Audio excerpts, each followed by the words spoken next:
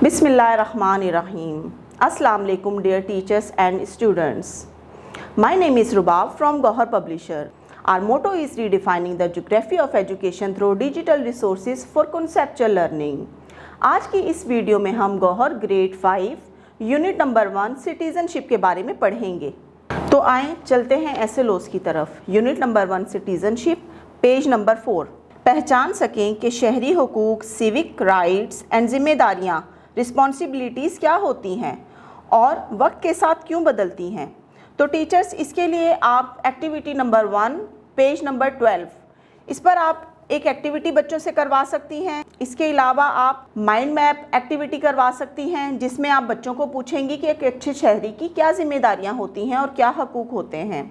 Online मुंसलिक होने पर digital शहरी होने की अखलाकियात को पहचान सकें और इख्तलाफ राय से निमट सकें। जब आप इंटरनेट पर ऑनलाइन होते हैं या सोशल मीडिया यूज़ कर रहे होते हैं, तो आप बच्चों को बताएंगी कि जब आप सोशल मीडिया यूज़ कर रहे होते हैं तो आप एक आईडी या तस्वीर से बात नहीं कर रहे होते, आप एक इंसान से बात कर रहे होते हैं। और उसके लिए आपको अखलाकियात का बहुत ज़्यादा ख्याल रखना पड़ता है कि आप एक अच्छे शहरी होने का सबूत दें और एक मुनासिब ज़बान और मुनासिब अल्फाज को इस्तेमाल करते हुए बातचीत करें और अपनी इख्तलाफ राय से निमट सकें। अक़वाम मुत्तहिदा के चार्टर, यूनाइटेड नेशन चार्टर के मुताबिक बुनियादी इंसानी हकूक़ की शनाख्त कर सकें, ये समझ सकें कि तमाम अफराद को मजहबी और नस्ली इख्तलाफात के बग़ैर यकसा हकूक़ हासिल हैं। इसमें आप बच्चों को समझाएंगी कि हर इंसान को अपने माशरे में मजहबी तौर पर अपनी ज़िंदगी गुजारने का आज़ादी से हक़ हासिल है। तो हमें किसी के मज़हब के बारे में कोई ऐसी बात नहीं करनी चाहिए जिससे उनकी दिल आज़ारी हो या माशरे में एक बिगाड़ पैदा हो। घर और स्कूल में तनाज़ात को हल करने के लिए बहस और मुज़ाकरात की अहमियत को समझ सकें। तो टीचर्स, इसको समझाने के लिए आप एक्टिविटी नंबर 3 पेज नंबर 13 पर एक्टिविटी देखें और उसे सॉल्व करवाकर आप बच्चों को ये एक्सप्लेन कर सकती हैं। इसके अलावा आज़ादी इजहार की अहमियत।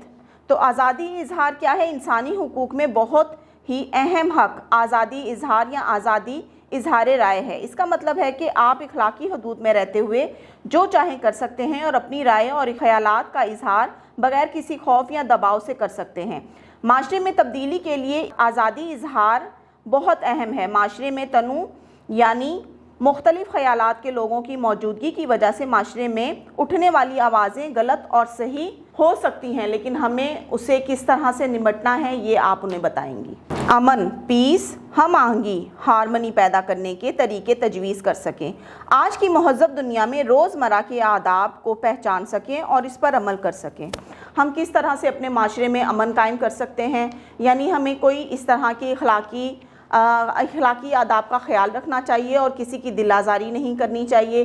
जैसे सोशल मीडिया को यूज़ करते हुए बाज़ लोग इस तरह से करते हैं कि गलत कमेंट्स वगैरह देते हैं, तो आपको क्या करना है कि ठंडे जहन से उसे पढ़कर फ़ौरन गुस्से में नहीं आना है। ठीक है, आप उन्हें ये बताएंगी कि आपको फ़ौरन उस पर रिएक्शन नहीं देना है, बल्कि हम कोशिश करें कि ऐसे लोगों को जवाब ही ना दें जो माशरे में बिगाड़ पैदा कर रहे हैं या नेगेटिविटी फैला रहे हैं। आज की महज़्ज़ब दुनिया में किस तरह से हम अपने रोज़मर्रा आदाब का ख्याल रख सकते हैं और उनको पहचान सकते हैं, इस पर अमल करवाने के लिए आप बच्चों को एक्टिविटी करवा सकती हैं। बच्चों से पूछ सकती हैं कि वो जब घर से निकलते हैं या घर जाते हैं तो वो किन आदाब का ख्याल रखते हैं, सलाम करते हैं या अल्लाह हाफ़िज़ कहते हैं, या इसके अलावा छोटों से किस तरह से पेश आते हैं, बड़ों से किस तरह से पेश आते हैं। ये सब आप उनसे पूछेंगी और उनको मज़ीद एक्सप्लेन करेंगी। तो टीचर्स, ये था हमारा आज का वीडियो लेक्चर। मैं उम्मीद करती हूँ कि आपको पसंद आया होगा।